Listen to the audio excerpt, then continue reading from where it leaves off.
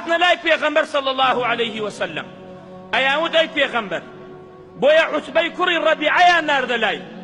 روي وتي جوم لي اقري قصد لقلاب كم وتي بلي وتي يا محمد ان اردت مالا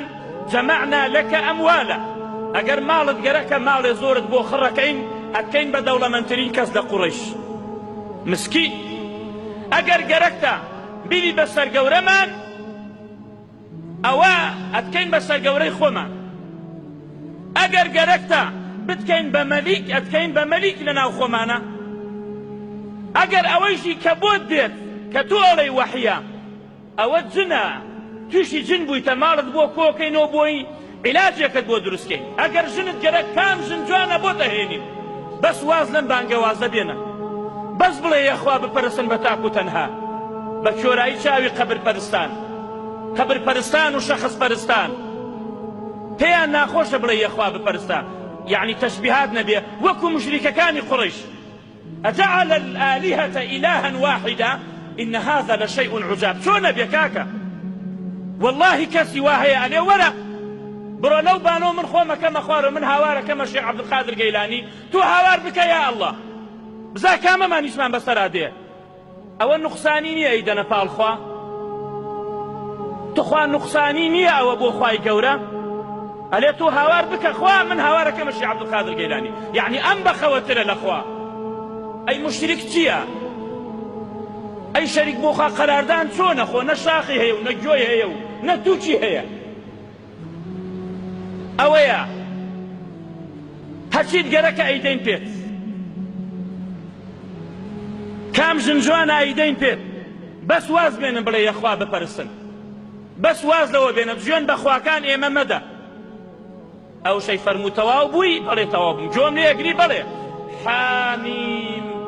تنزيل من الرحمن الرحيم كتاب فصلت آياته سورة فصلت ابو اخناو او ابو هاتا وابو جهل شو لايام سيدك ادم شاوي تشيكتو وتي خريك محمد بدبات سردينا كي خود خلشي خرو كدو شو مالي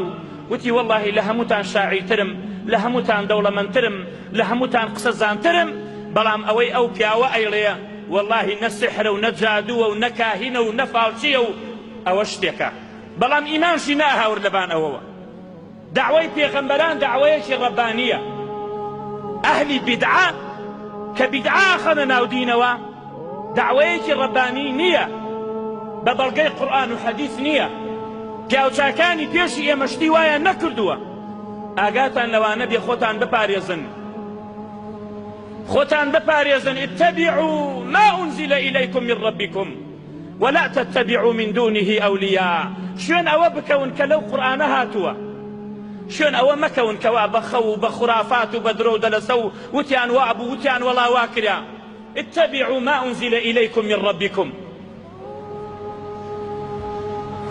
من بانقوازي جنابتا ناكم بو اوي بياني دنگم بدني لبرلمان كرسيم بو بيت نبا خداي مبارك عندي او انا ما ناوي ايما من بانقوازي او ناكم خلشي بيت بارو دينار بدات من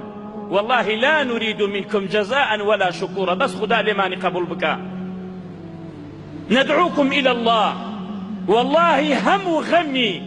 اهل السنة شون كوتوي بيغمبران اويا خلشي لخرابه ولا بدروشتي دوره وبكونوا ريقاي خواه بقرن بسنا او بهشتفانو برينو والله او دعوية سراجا منيرا وداعيا الى الله وسراجا منيرا همو بيغمبران وتيانا يا قوم لا اسألكم عليه مالا ان اجري الا على الذي فطرني افلا تعقلون بو فكرنا كانوا اي قومكم بو عقلتان ناير نكار من بانقوازيتان كم نبارن لا ايوه اوي نبولم نا ايوه اوي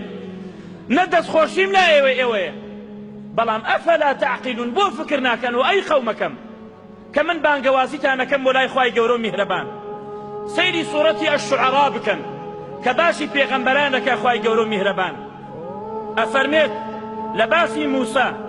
ابراهيم نوح هود صالح لوط شعيب هميان فرميانا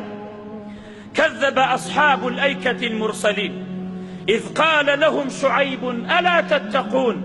إني لكم رسول أمين فاتقوا الله وأطيعون. پێغەمبەران وایان وتووە وتیانە تەقوای خواتانە بێ عیبادەتی خوا بکەن، واتقونی وایان وتووە عیبادەتی منش بکەن، فەرمووی نەخێر، فەرموویانە وەئەطیعون جۆنە من بگرن و بە قسەی من بکەن، بەڵام ئەو خوایە بپەرستن بە قسەی منش بکەن، نەک بێن هاوار بە من بکەن، نەک بێن داوا لە من بکەن، نەک بێن حەیوان لە بەرپای من سەر ببڕن، نەک تەوەکل بە من بکەن، نەک داوای شیفا لە من بکەن. پێغەمبەران فاتقوا الله وأطيعون خوا بپەرستن بەڵام جۆنە من بگرن و بە قسەم بکەن. وما أسألكم عليه أجرا داوای ئەجر و پاداشتان لێ ناکەم، إن أجري إلا على رب العالمين ئەوەی کە من باسیەکەم بۆ ئێوە ئەجر و پاداشتم لەلای رب العالمین. داوای پێغەمبەران وایە براکانە،